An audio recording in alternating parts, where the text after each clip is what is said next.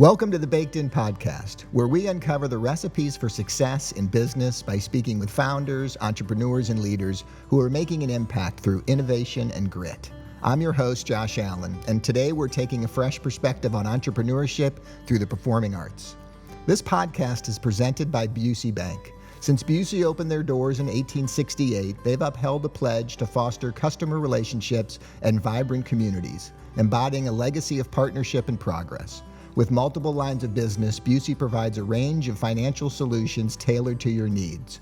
From digital banking to planning for retirement, Busey is here to help you achieve your financial goals.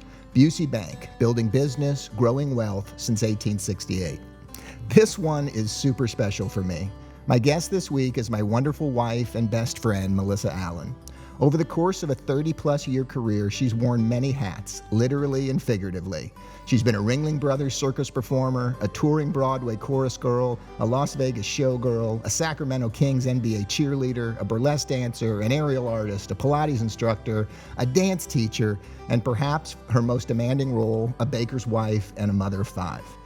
While her career may seem like a dazzling whirlwind of sequins and spotlights, beneath it lies a masterclass in resilience, adaptability, and entrepreneurial spirit.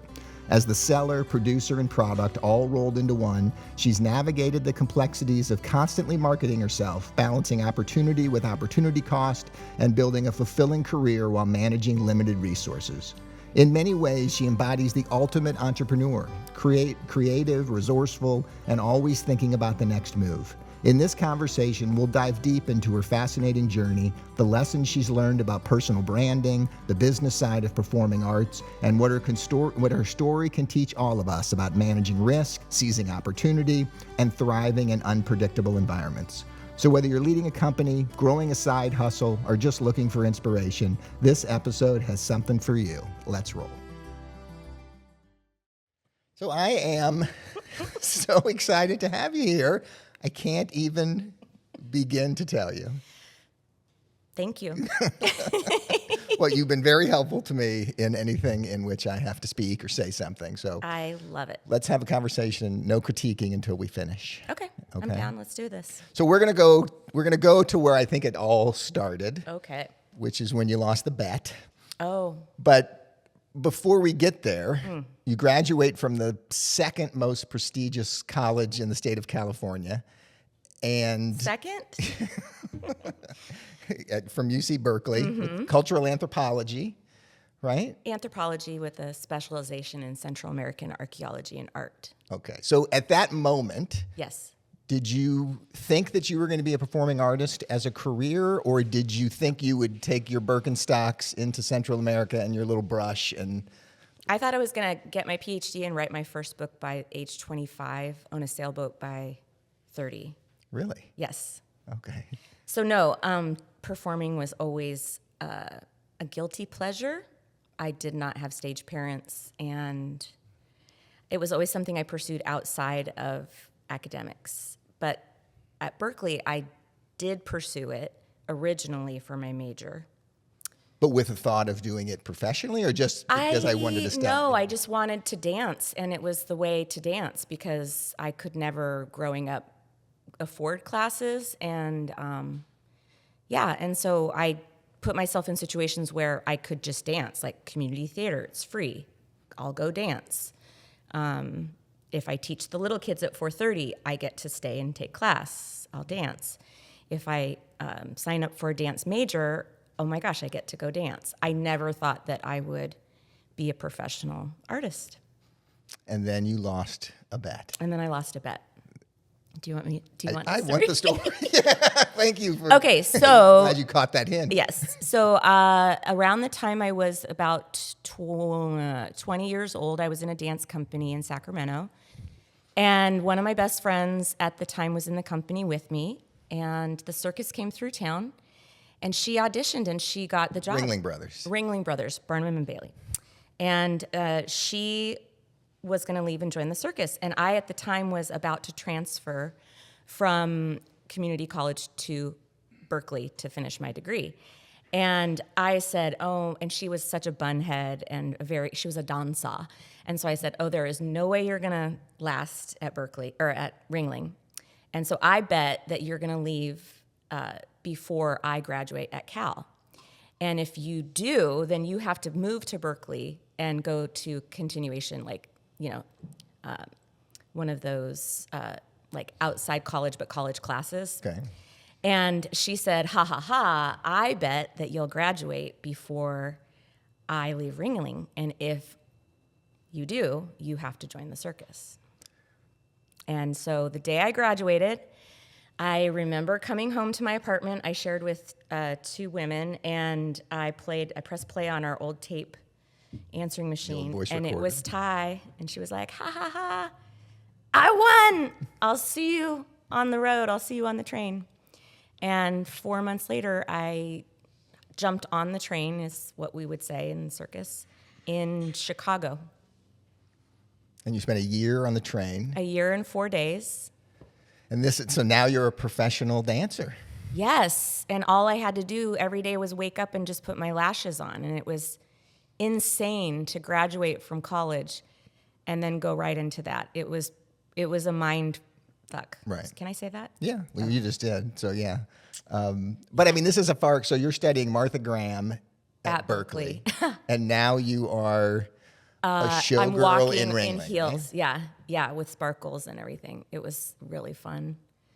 And it was a whole nother world. And lived on a train. We lived on the train.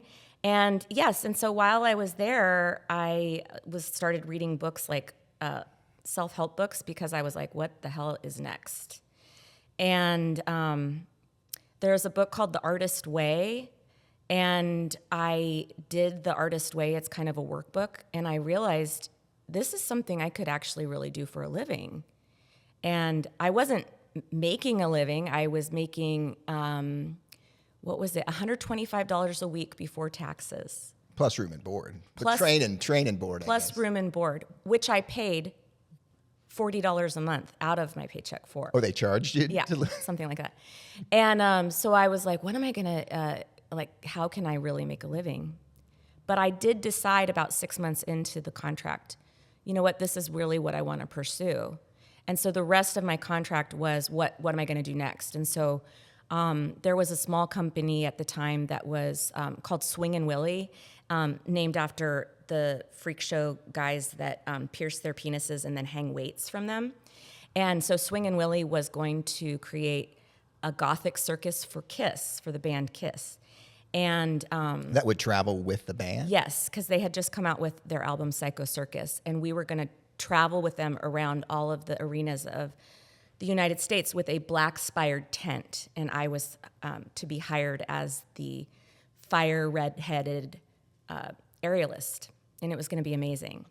But because you trained with, I wasn't an aerialist yet. But did you get to train? Didn't you tell me Yes, that you got we had to train with open- one of these Russian Oh, no. families or something? Oh, yeah. Or they don't let you do that. The Cabana, well, God, I mean, I would just like watch them. But we had open gym some nights in the middle ring. We'd set up all the gym mats, and every act was allowed to come and do like runs, like gymnastic runs along the track, or they had mats out, or you could work on whatever. So yeah, so like sometimes they left the flying trapeze rig up, and the caballeros would let me do a swing. But I would have to marry into that family if I really wanted to be a trapeze artist at that time. There were no classes. You had to either know someone, be sleeping, or have the right last name. Have the right last name, be sleeping with someone, or marry someone. So I wasn't. Thankful for me, we didn't go I know, that way. I wasn't an aerialist yet. But that show with Kiss fell through. The insurance costs were too high. And so after Ringling, I was kind of stuck. I didn't know where to go. So I moved to Boston and started working at a tech company in Cambridge. You worked at E-Trade, right? I worked at E-Trade. Well, actually, it was iCube first. Okay. That was right. So while you're now trying to figure out what the next gig is. Yes. So what was the next gig after the circus? Performing-wise? Yeah. Oh, gosh. I ended up back in Sacramento working as an online stock trader for E-Trade. It astounded me, too. And I started dancing for a modern dance company called the Ruth Rosenberg Dance Ensemble. And I did a full season contracted with her. And was that paid? I mean, this was still a paid Was gig, I or were paid you? for Ruth? Yes, yeah. But I couldn't even remember. Like maybe $200 for everything I ever did for her. Okay. You don't do it for the money. Right. Yeah, but at some point you've got to keep surviving, right? Because you're moving and trying to I know. figure out. I was thankfully my parents let me move back from Boston and stay with them for a few months until I actually almost a whole year with them back home. And then after Ruth's season ended, I moved to San Francisco, and I wanted to start dancing in San Francisco, maybe for ODC or any of the other companies in San Francisco. But I was, instead of getting paid to dance in San Francisco, I was paying to dance. And so I was teaching Pilates as my meat and potatoes and taking classes whenever I could, but I was definitely not happy. Y2K happened, September 11th happened, my relationship fell apart, and I was just drowning in San Francisco. So my best friend, one of my best friends from the circus, paid for a U-Haul to come and pick me up and move me to Las Vegas, where she had ended up with Cirque du Soleil. And she's like, that's it, you're coming to Vegas. It's the golden age of Vegas. And I moved to Vegas, and So was it for you?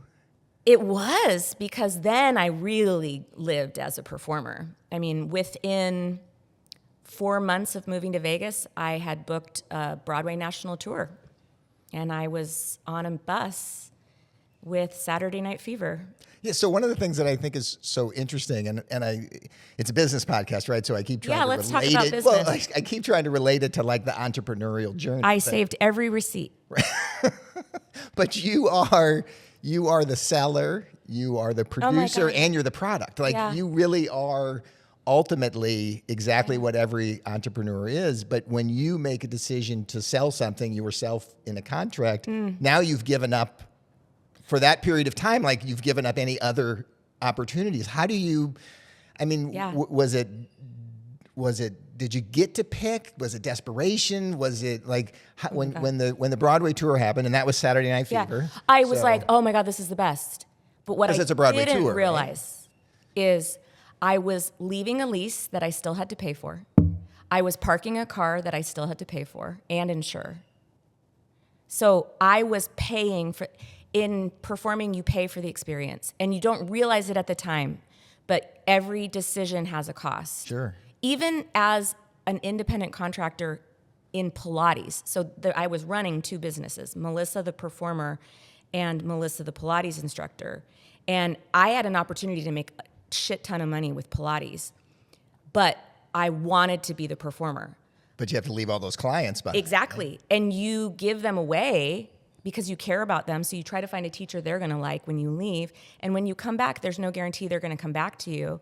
And so even going on an audition, I would give up a full day of pay to go present myself for a job. And 99% of those auditions were no's. So what I love about you is you're 5 feet tall, but that's not exactly The world's shortest showgirl. right. So, I mean, you mentioned auditioning. I mean, you're auditioning in front of dozens, hundreds. I mean, lots and lots of people, depending on what it's for. Like, what was it about you that stood out? That was the point of differentiation? Because obviously, being 5 feet tall was a disadvantage. It was a disadvantage, except for short shows, which there are short shows in Vegas. Theaters are smaller, ceilings are lower. So I was lucky to get cast in some short shows. They also like little go-go dancers, so I was able to really work steady as a go-go dancer in a club because they put you up on these pods high up. And so, I mean, can you imagine a 6 foot tall showgirl up there? She'd be like, rah, so I was like, but What was the question? Sorry. The question was how you stood out. Oh, Like, how what did I was stand it out? about you? I mean, what Okay. I love, I've gotten to see you perform Yes. a lot in the 20 years I know. that we've What been do you? together. What makes me stand out, What makes you Josh? stand out?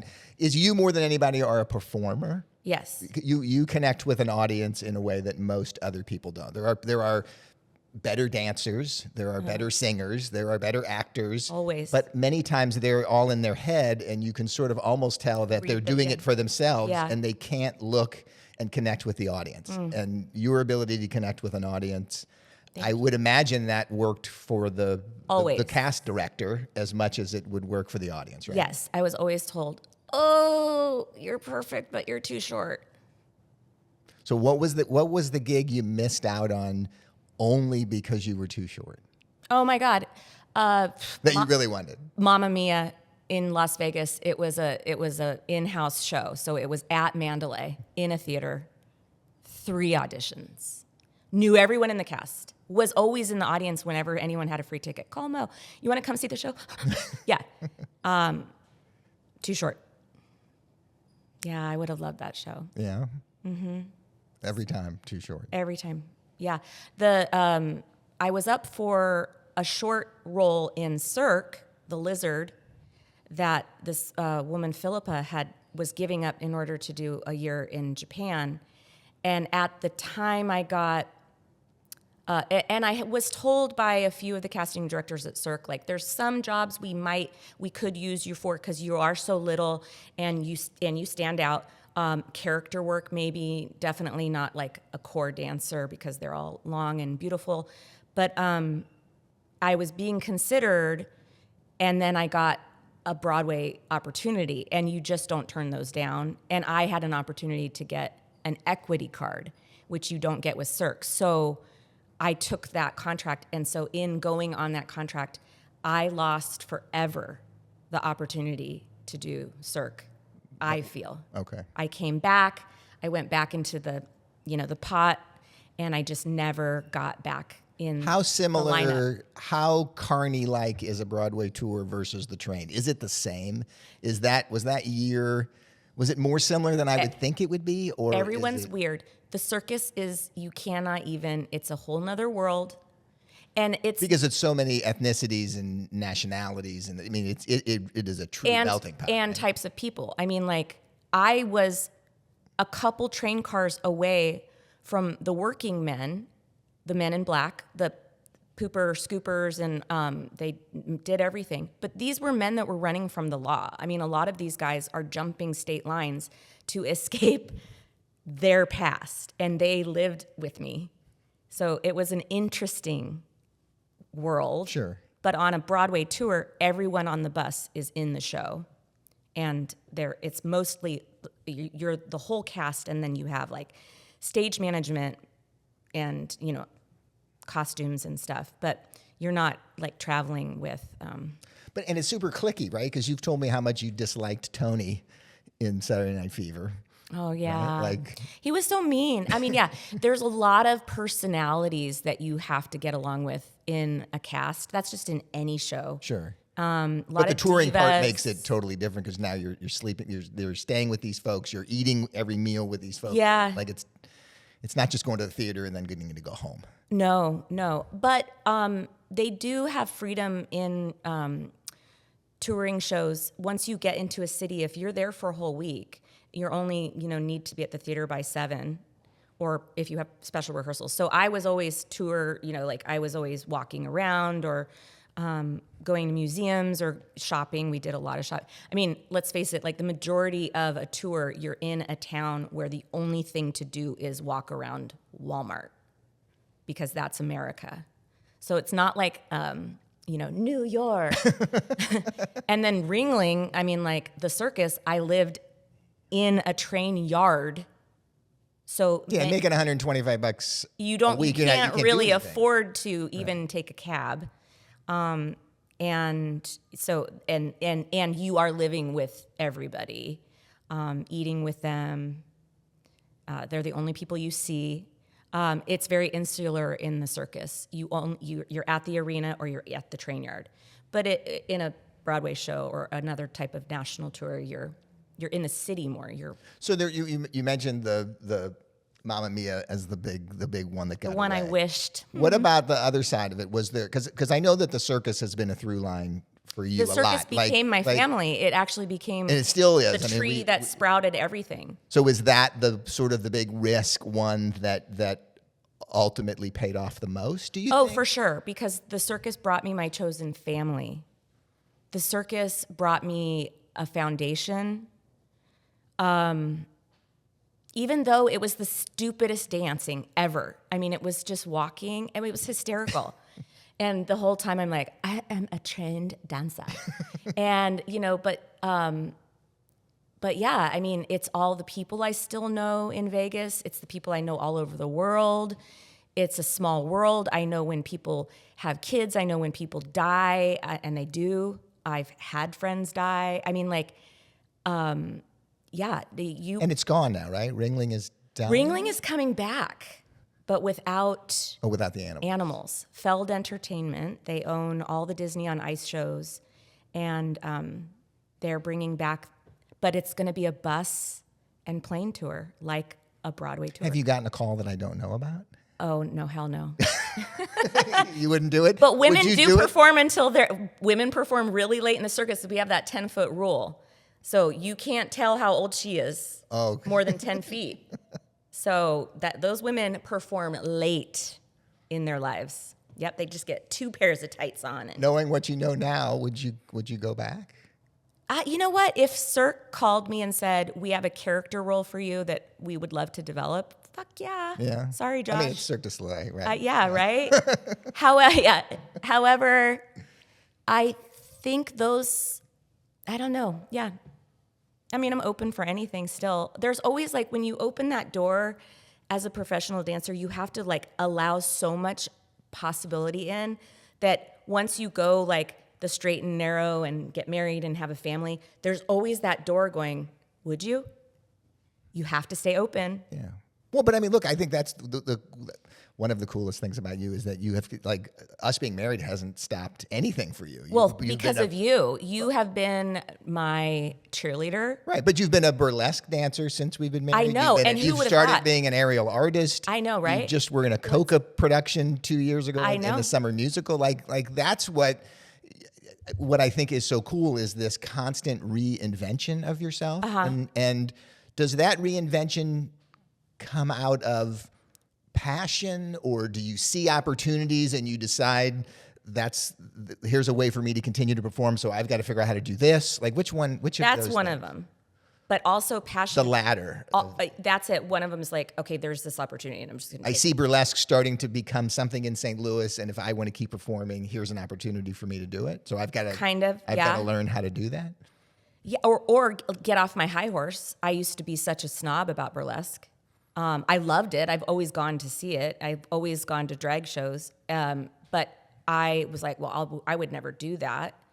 But then it was well, if you want to perform aerial in St. Louis, the only place are these clubs, and the only way is these shows.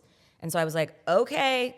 So I got a burlesque mom, Evie Upside Down, and I was like, show me how to put these pasties on. Let's do this.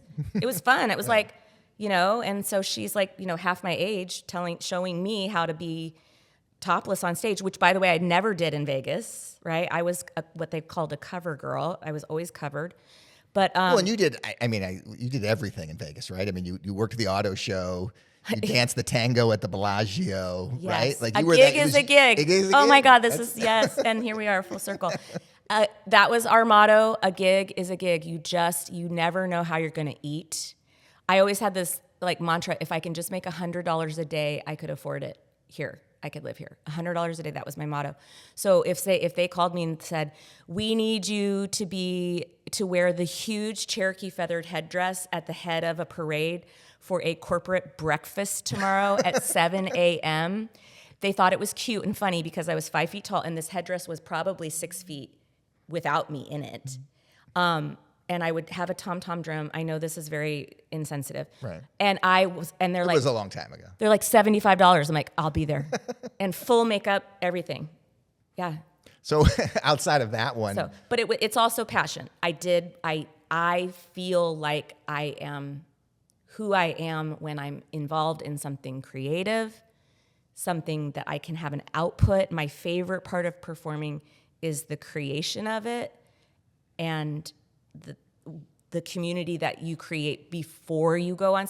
Obviously, the drug is performing. Right. But And an NBA cheerleader back in the I day. was an NBA cheerleader, yes. And again, that was a gig. It is a gig. But I was just talking to somebody yesterday. It was the worst contract of my life. I hated it. I was weighed every week. I was charged $5 a pound. I was overweight. The director did not like me because I didn't want to wear makeup during rehearsals. I had to wear full face makeup every rehearsal. It was the hardest in terms of personality clashing with the director. I ended up being fired a week before contract ended. And so I didn't get to do playoffs or something. I don't remember. But I look back. The Kings weren't very good back then, though. The Kings weren't very good back then. No, they were. We had Spud Webb and Mitch just that Richmond. game. It was an awesome year. The first year they were black and purple and silver. But I look back and it was one of the most important contracts in terms of what I learned. Why? Like what? In terms I learned how to just shut up and do the fucking job. Wear the makeup. This is your job. Yep. And just, I'm so sorry to say it, but you are being paid for how you look and how you move. Nobody cares that you want to be a hippie. Right. Nobody cares. No one cares. Big thing in performing. Nobody cares. Right. Nope. So don't even offer. And we just went back to a Kings game last year. I There were no know. cheerleaders. Remember? They weren't. They weren't there that night. They gave a day off. I don't know. Yeah, I know. And this was all before Me Too. I mean, I could tell you stories for sure, but no social media, only photographs. It's really neat, but there are stories. Yeah, I bet. Yeah. So I'm still on the wall. So all these different things, all these crazy things, what pushed you out of your comfort zone the most Oh, in performing? in performing.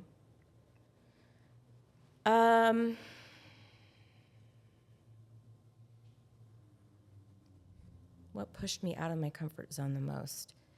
I've always, through necessity, been pushed out. I had to constantly do whatever anybody said in order to be on a stage. So it was like So all of those instances were everything. outside? Yeah. It was like, if you want to keep moving and keep showing, then you're going to have to learn to do acrobatics. Or if you want to do aerial, you've got to do burlesque. Or if you want to do perform in St. Louis, you've got to produce for the Fringe and do a one-woman show. And these are things I had never thought I would ever do. And I did. So when you're pushed out of your comfort zone like that, is there an element, as I imagine, of like imposter syndrome in all of those? Like how was your confidence through that? Because that can't be easy. I mean, you're constantly reinventing yourself. Mm-hmm. Everything is this short window job, contract, whatever it is, and you got to prove yourself from the beginning with the next one. But did that mess with your head? yes. You know. Well, yeah, but I wasn't around for a lot of it, for a fair bit of it. So Yes, it messes with your head. It makes you feel like you'll never be good enough. You'll never be skinny enough. You don't know enough people. In Vegas, a lot of casting was who you knew, or who you blew, which is a saying. You always imposter syndrome for sure. You just fake it till you make it. So given that, what is the role, looking in hindsight, which obviously is a nice way to look back? Yes. What are you most proud of? Is there one particular role that looking back you didn't know that you could be as good as you were, that you weren't sure that, like, I don't know, what are you most, is there something in particular that you're Oh most my proud God, of? you're asking me to brag, and I don't. That's really hard. I know, but we gave you a microphone, and I know you love a good I microphone. do like a microphone. Okay, so two things come to mind. My role in Fever, I started as a very small part, and I ended the contract as a featured dancer, Shirley. At the very end of Saturday Night Fever, 3 couples are in a dance competition. One is obviously Tony and Stephanie, and then there's the Puerto Ricans, and then there's the black couple. And I was one of the black couples, Shirley. And we did a featured dance, my partner and I. And it was, I was just, that was amazing. And at what point, I mean, that was a 9-month contract? Mm-hmm. So at what, like, how long did it take to move into that role? Probably 5 months. Yes, because And what happened to the first Shirley? Desiree, the first Shirley, she left to help the national tour of Swing that had closed. She was an original cast member in that. I think she left to help build another Swing tour for Germany or something like that. So I got her part. And the second one I would say that I'm really proud of is starting to do trapeze just as like rehab from cesarean and just remember that I could.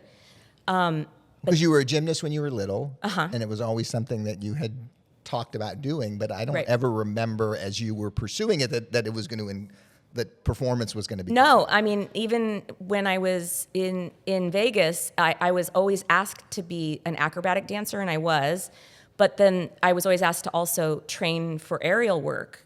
And I said, well, does it pay? No, at the time, no one would pay you to practice.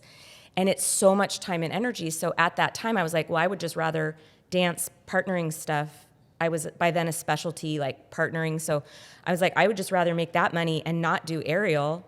And then when I moved here to St. Louis and they had aerial at the Harrah's, I still was like, I would maybe work out with Tori and train for strength and learn tricks just because I could do them and they're fun.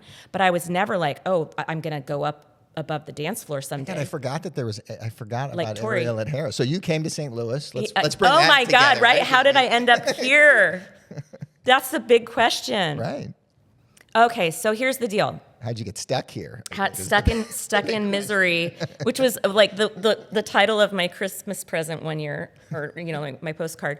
Okay, so I worked for a choreographer in St. Louis who loved short girls, Nanette Barbera, aka Crazy Pants. Loved her. Had done shows for her before. She was hired by Harrah's Midwest. You worked for her in Vegas. In Vegas, yeah, on shows and at the Hilton Starlight Lounge. She was hired by Harrah's Midwest to produce Motown and disco for like Chicago, Midland, Kansas City, St. Louis. And then the disco show of St. Louis was going to open the Voodoo Lounge. This was back in 2004? Yeah, 2003. When the Harrah's or City, Riverport. Yes. So I moved out here with my dance partner, Daniel, at the time, who, by the way, was original cast Saturday Night Fever, Small World. And we lived in a hotel, and we helped Nanette build this cast. And we cast mostly local dancers, but we were the ones from Vegas. And we did a mini tour of the Midwest. And then they supposedly signed the show for St. Louis, and I stayed. Or I didn't stay, but I went back and packed everything and moved here. And I moved in with some fucking waiter that I met at the Harrah's Steakhouse, and literally within 1 week of living with this man, it didn't work. And so I was literally stuck in misery, and I started teaching Pilates to make money, and I slept on a couch, got an apartment when I could, and then still was flying back to Vegas to audition for shows. And got a job with a production company that was putting together another Harrah's show, but for New Orleans. So I, in 2005, flew back to Vegas, rehearsed, put the show together, moved to New Orleans, and the whole summer of 2005 was living in New Orleans and working for Harris. And never thought I'd see Missouri again. And then and we met for a minute before you went to New Orleans. Yes, because I was taking yoga. I was teaching Pilates at your yoga place. Right. And you would walk through the studio and I would be like, oh my God, that's the cute yoga guy. And I was saying the same thing about the Pilates instructor. oh my God, it was crazy. And then anytime somebody canceled, I would go to your yoga class and I would be like, I'm gonna stay. And you were so focused. And then the day you got enough nerve to talk to me, I was like, yeah, I'm moving to New Orleans. Bye. And I left. And then we all know Hurricane Katrina happened, and there's that whole story there, crazy story. I ended up back in Missouri. All my things were, I don't even know where I put them. I was sleeping on couches, totally homeless. And thought, job back at Harris. I thought, fuck this. I'm not dancing ever again. No, I went and worked for Boogaloo. I opened that restaurant. For Mike Johnson? Yes, for Mike Johnson. With Katie Lee. With Katie Lee. That's right. Yes. I mean, come on. I landed with the the coolest people in town, right? Phil was part of that. So was Ben Parumba was one of the investors. It's a crazy story. So anyway, I was at Boogaloo, and right around the time you and I had our first date, Nanette Barbera calls and says, guess what? We're still at Harris, and we're the show is signed. And so I started dancing again as a showgirl. So I left Boogaloo, went to Harris 5 days a week, started dating you, and then we got engaged, and here we are on a podcast. And here we are. Right. Popped out 2 babies. But the aerial work was always just fun. Right. And now it's really become part of me as an artist. Yeah, and you're probably your primary performing. I know, right? Now, yeah. I think. Yeah. So how do you, let's take it back to branding again for just a second. Branding. Just out of curiosity. Like oh my God. How do you define and refine a brand yourself across all of these different things? Like, is that something that you were cognizant of as it was happening, or as you're pursuing these passions, like you just keep moving forward and presenting yourself with whatever art? I can look back and be more clear about all of that concept of branding, et cetera. I could feel like I could teach it more now, based on all of the mistakes I made or whatever. But like branding, yes, you do not change your hair color. You always, if you're known as someone once in a theatrical community, you're known as them forever, right? So I was Minnie Mo in Vegas. And even now, 20 years removed from living in Vegas, if someone says, oh my gosh, you know so-and-so, do you remember that little Minnie Mo, ha, ha, ha. Oh yeah, she always had crazy red hair. So yeah, branding, I didn't realize I was doing it as I was doing it, but I was very conscious of creating that look, and also being memorable when I could. I was always, because I was older than most of the girls in Vegas that I danced with, I was the oldest one usually in the dressing room, not on Broadway, but in Vegas, because I went to college and I had a degree. Most of these girls, they just, they graduate a cornfield and they move to Vegas. So I was always like very aware of what my imprint would be on people. So I would say I was more professional from the get. Which is funny. Is hilarious, right? I mean, was there a through line even amongst all of these different types of performing arts that you were doing? That's the through line. It was the look, and it was the sort of professionalism? I am never late. I listen. I take notes. I humble. Yeah, you're an A student. I'm an A student. Yes. I learn choreography. I practice it. I come ready. Yes, I am inappropriate, and I do make everybody laugh in rehearsal. and that I'm the comedic relief. Right. And I will take that on gladly. So I am the one that, makes fart noises but I do it all out of love, and it's to build. And you have enough experience to know when the time to do it is, and And the time then to I do it shut the isn't. fuck up. Right. Yep. Right. Yep. So is that how you stay marketable over all these years? I would say, wouldn't you hire me? I have. Oh, right. I'm the official dreamer Right. at Companion. You are. I have business cards that say dreamer, which, by the way, is a hard job. No, I agree 100%. Yeah. And you So kind of sort of keep me on the rails, I think. And you're a wonderful person.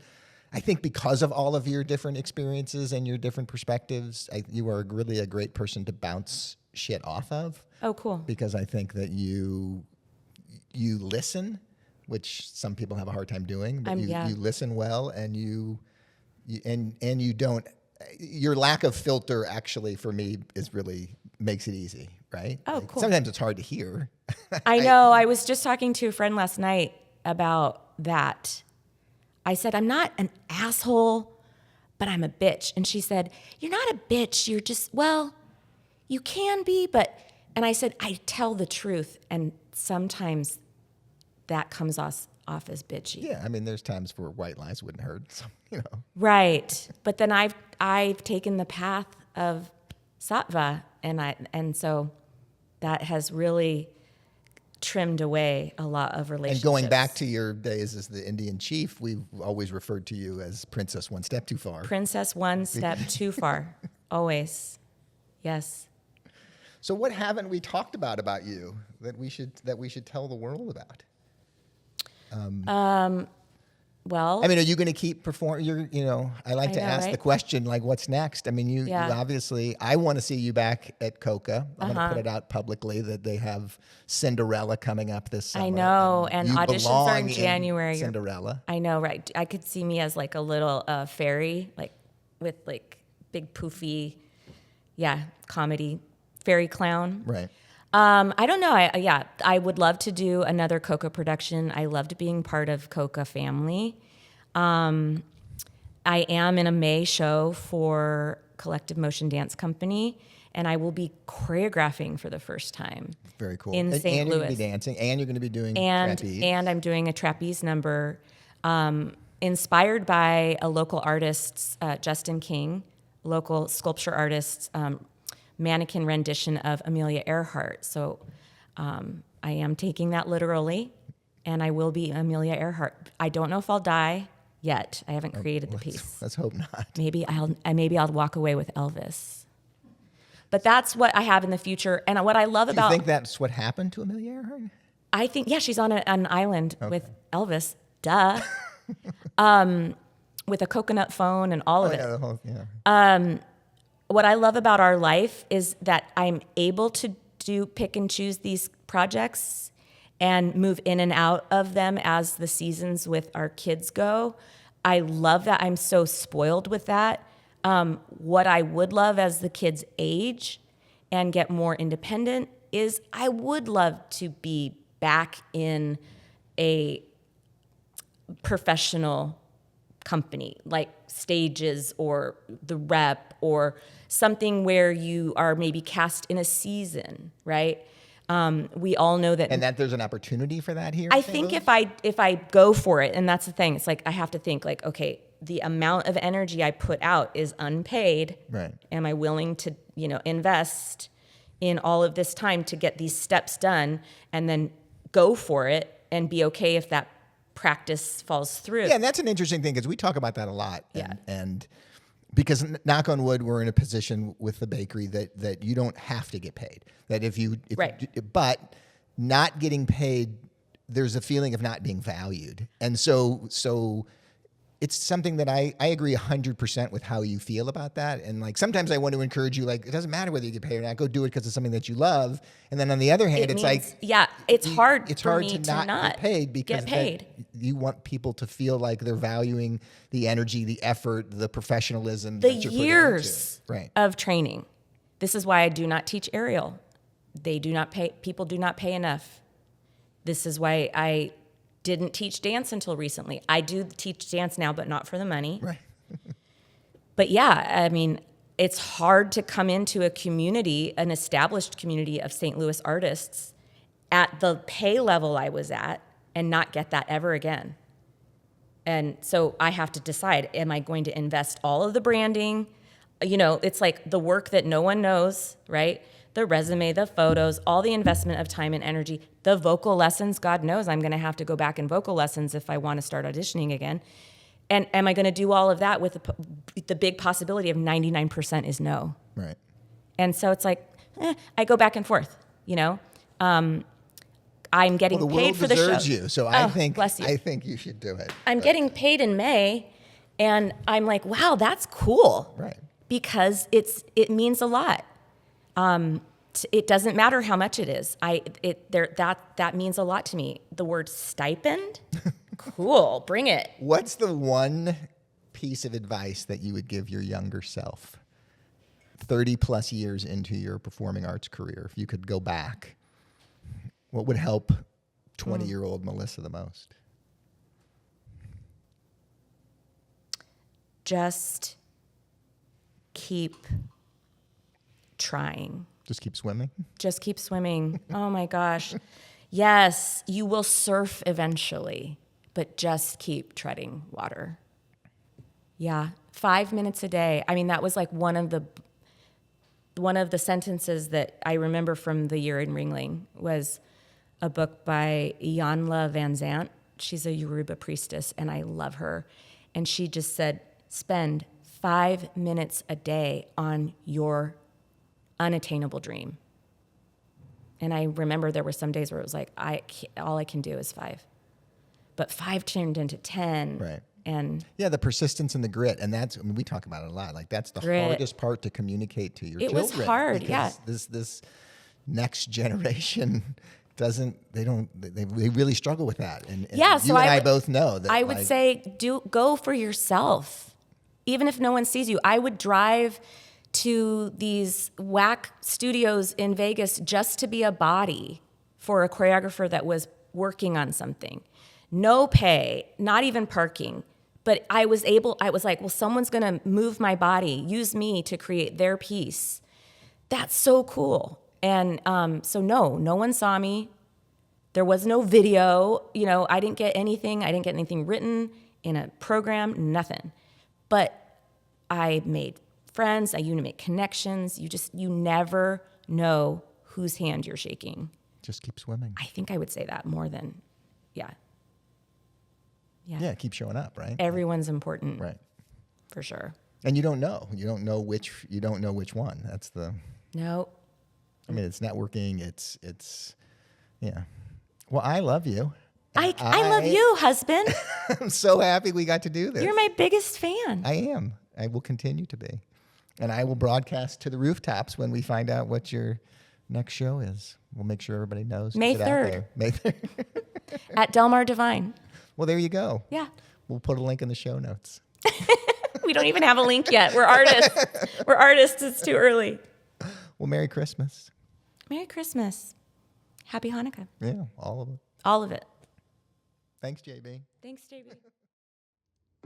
Thanks so much for joining me today.